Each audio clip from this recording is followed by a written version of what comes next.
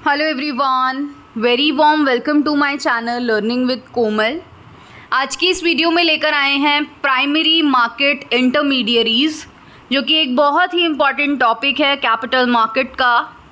Start करने से पहले वीडियो को लाइक, शेयर एंड कमेंट ज़रूर करें, चैनल को सब्सक्राइब ज़रूर करें। चलिए फिर स्टार्ट करते हैं। सबसे पहला जो हमारा इंटरमीडियरी आता है प्राइमरी मार्केट में, वो आता है मर्चेंट बैंकर्स। इससे पहले हमने प्राइमरी मार्केट के बारे में बहुत कुछ पढ़ा है कि जब भी कोई कंपनी न्यू या फिर कह सकते हैं फ्रेश शेयर्स इशू करती है तो वो प्राइमरी मार्केट के थ्रू ही होता है।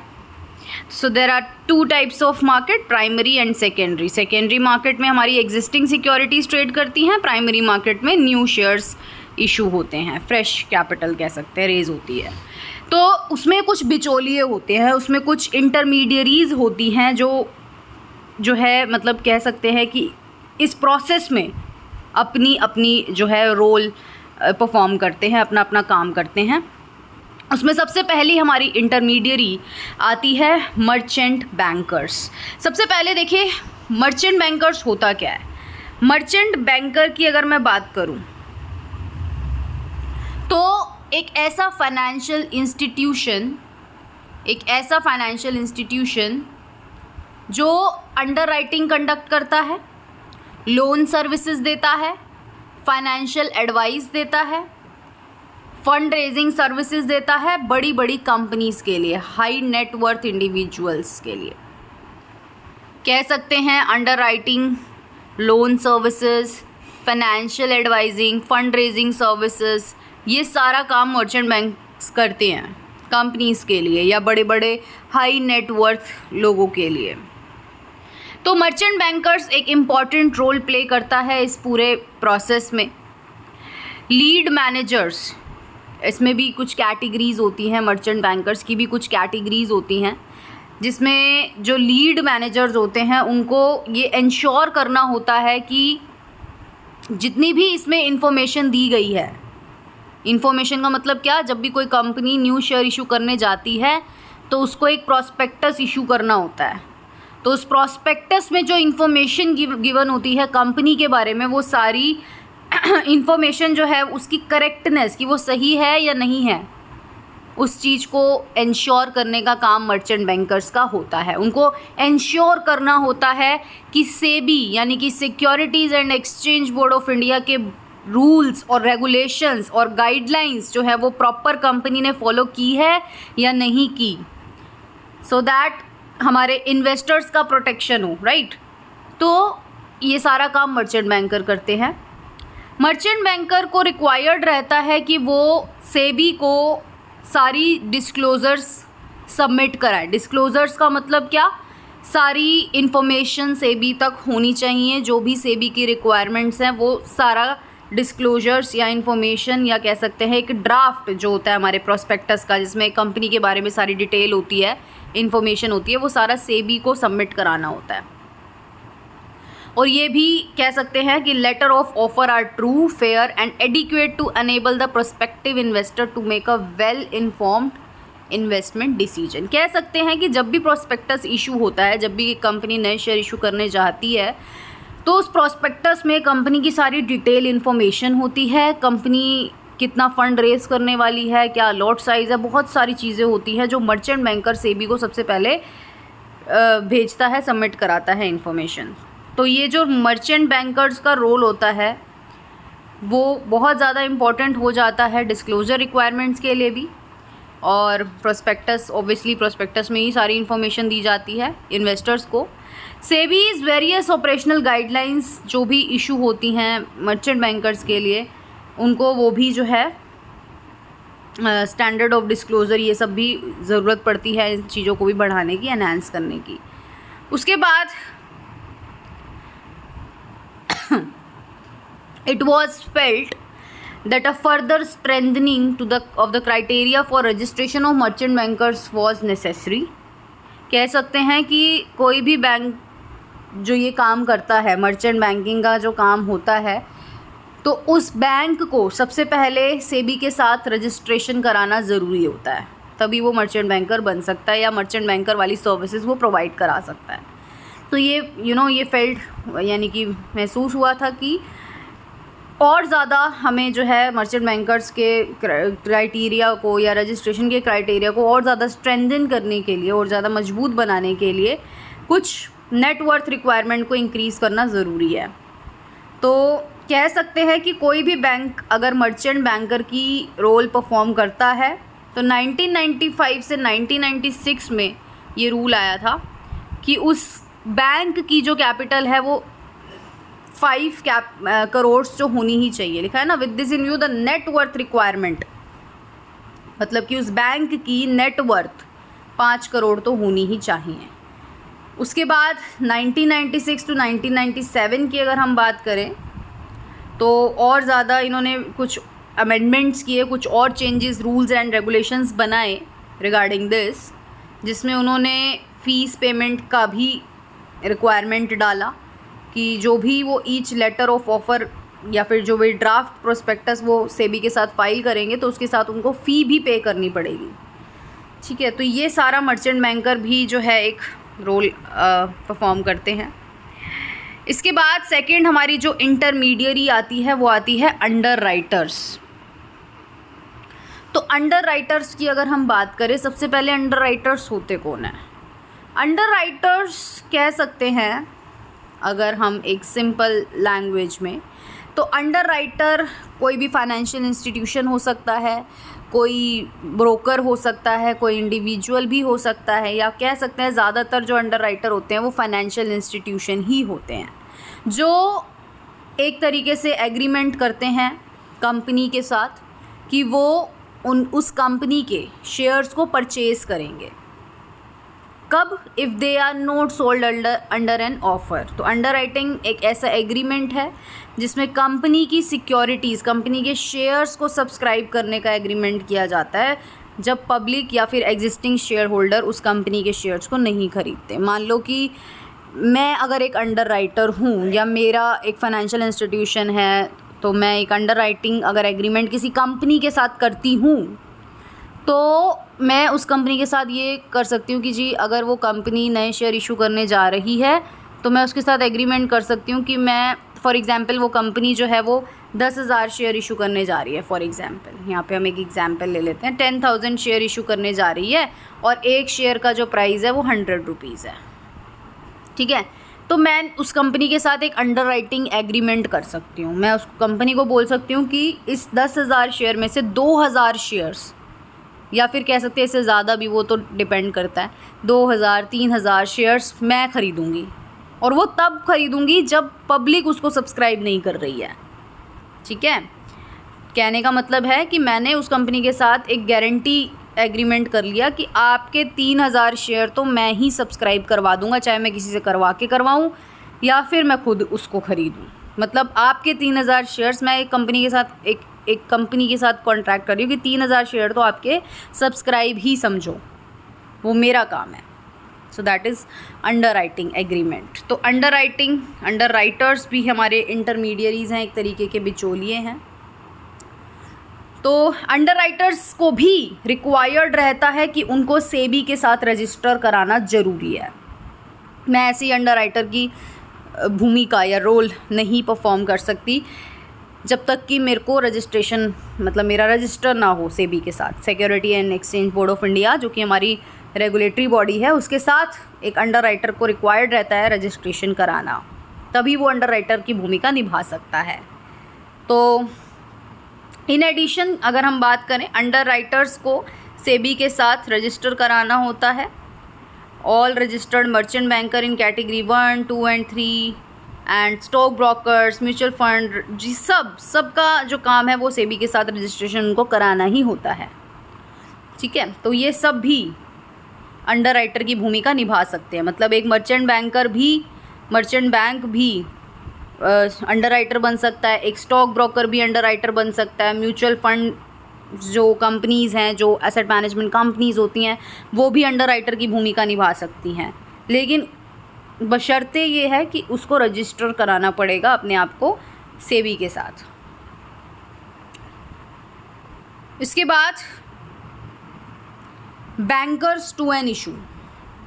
बैंकर्स टू एन इशू एक शेड्यूल्ड बैंक है जो इशू का मतलब क्या, जो न्यू शेयर्स इशू किए जा रहे हैं उससे रिलेटेड एक्टिविटीज़ परफॉर्म करता है बैंकर्स टू एन इशू। जैसे कि क्या, जैसे कि एप्लीकेशन एक्सेप्ट करना, एप्लीकेशन मनी एक्सेप्ट करना, अलॉटमेंट एक्सेप्ट करना, कॉल मनीज़ एक्सेप्ट करना, ये सारे पैसा उस बैंक को रिसीव करना होता है।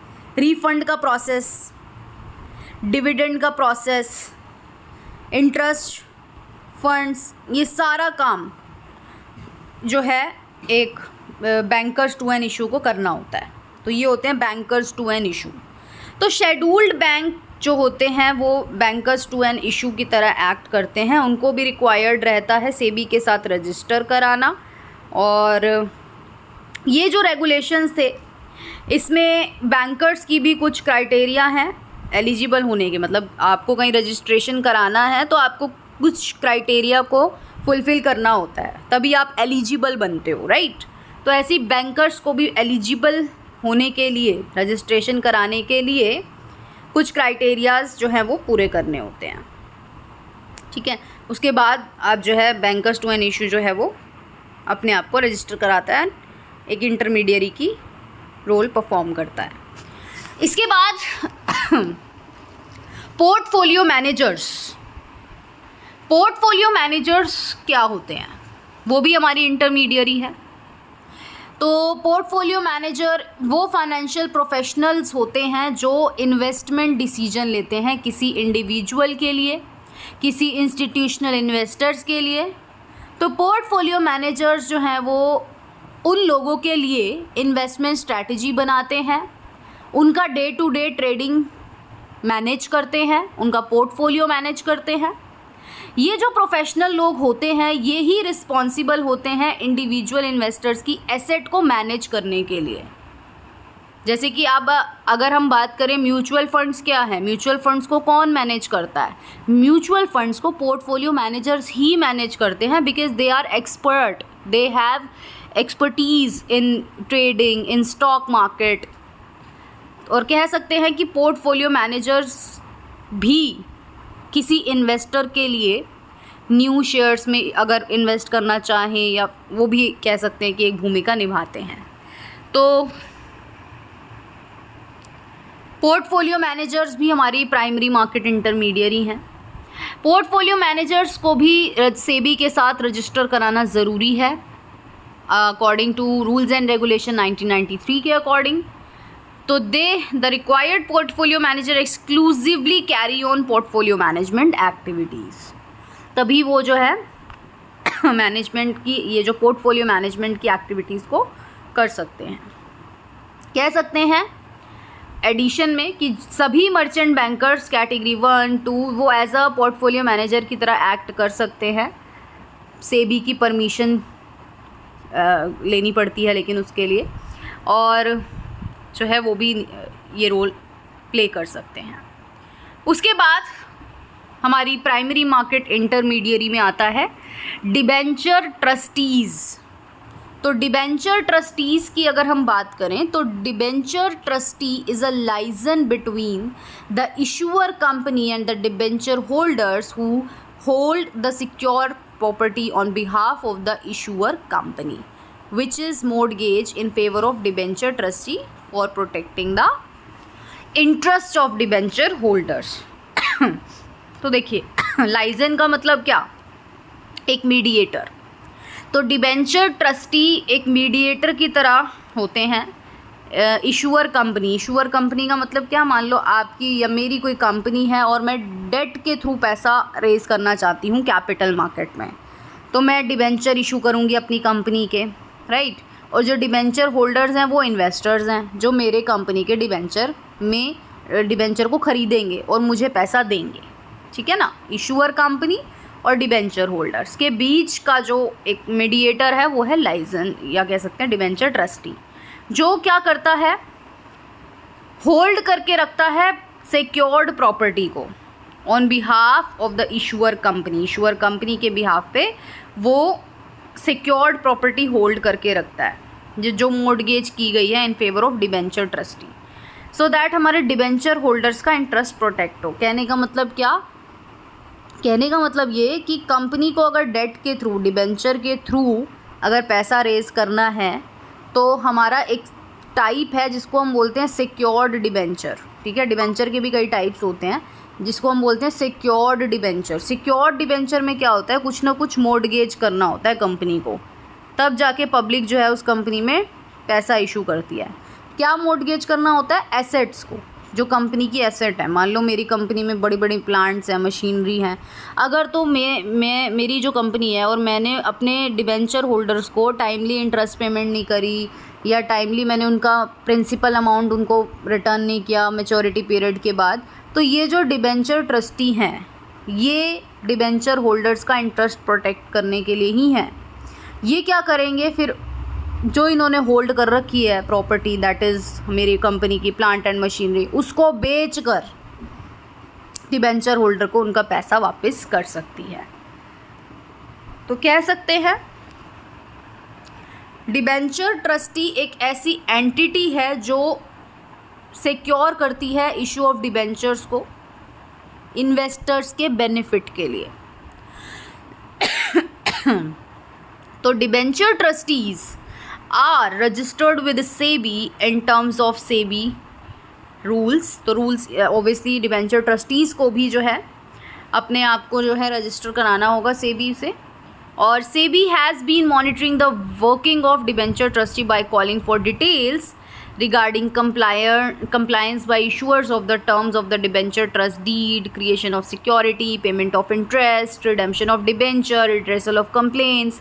ये सारा काम कौन देख रहा है? ये सारा काम डिबेंचर ट्रस्टीज़ देख रहे हैं। और जो सेबी है वो एक वॉच डॉग की तरह डिबेंचर ट्रस्टी को कुछ भी पूछ सकता है कि क्या सब सही चल रहा है, क्या टाइमली कंपनी जो इशूअर कंपनी है वो हमारे डिबेंचर होल्डर को इंटरेस्ट का पेमेंट कर रही है, क्या जो इशूअर कंपनी है मैच्योरिटी पीरियड के बाद उसने डिबेंचर का रिडेम्पशन कर दिया है, रीपेमेंट कर दिया है, क्या जो डिबेंचर ट्रस्टी हैं वो देख रहे हैं कि डिबेंचर होल्डर की जो कंप्लेंट्स आ रही हैं उसका रिड्रेसल हो रहा है या नहीं हो रहा। ये सारा काम डिबेंचर ट्रस्टीज़ का है क्योंकि वो डिबेंचर होल्डर के प्रोटेक्शन के लिए है वहाँ। और सेबी डिबेंचर ट्रस्टीज़ से ही डायरेक्ट बात करेगा और सारी इन्फॉर्मेशन मंगा सकता है। तो सेबी तो है ही प्रोटेक्शन के लिए इन्वेस्टर्स के। उसके बाद 6th आता है हमारा intermediary, that is registrars to an issue and share transfer agents. तो यहाँ पे 2 इंटरमीडियरीज हैं हमारे, एक तरीके से बोल सकते हैं, रजिस्ट्रार्स टू एन इशू और शेयर ट्रांसफ़र एजेंट्स। तो सबसे पहले हम इनके मीनिंग जानेंगे। तो रजिस्ट्रार टू एन इशू क्या होता है? रजिस्ट्रार कह सकते हैं ना कि हम जब कहीं पे भी कुछ डॉक्यूमेंट्स का काम होता है तो वो रजिस्ट्रार्स के पास कलेक्ट किया जाता है। तो ये जो शेयर्स कंपनी इशू करती है तो इसमें एप्लीकेशन इन्वेस्टर से कलेक्ट करने का काम रजिस्ट्रार्स का होता है। मेंटेनेंस प्रॉपरली एप्लीकेशन का, ये सारा काम जो है वो रजिस्ट्रार्स का होता है। Assisting the body corporate in terms of determining the basis of allotment of securities, कि कितना किसको अलॉटमेंट करना है सिक्योरिटी, है ना। हमें लिस्ट ऑफ पर्सन्स को फाइनलाइज करना जिनको हम सिक्योरिटीज़ अलॉट करने वाले हैं, अलॉटमेंट लेटर्स प्रोसेस करना, अलॉटमेंट लेटर्स डिस्पैच करना, refund order, certificates, share certificates या अदर डॉक्यूमेंट्स जो हैं वो इशू करने का काम, ये सब रजिस्ट्रार, मतलब कह सकते हैं कि पेपर वर्क का काम करता है ये पूरा। और दूसरी ओर अगर हम बात करें शेयर ट्रांसफ़र एजेंट की, तो शेयर ट्रांसफ़र एजेंट क्या करता है?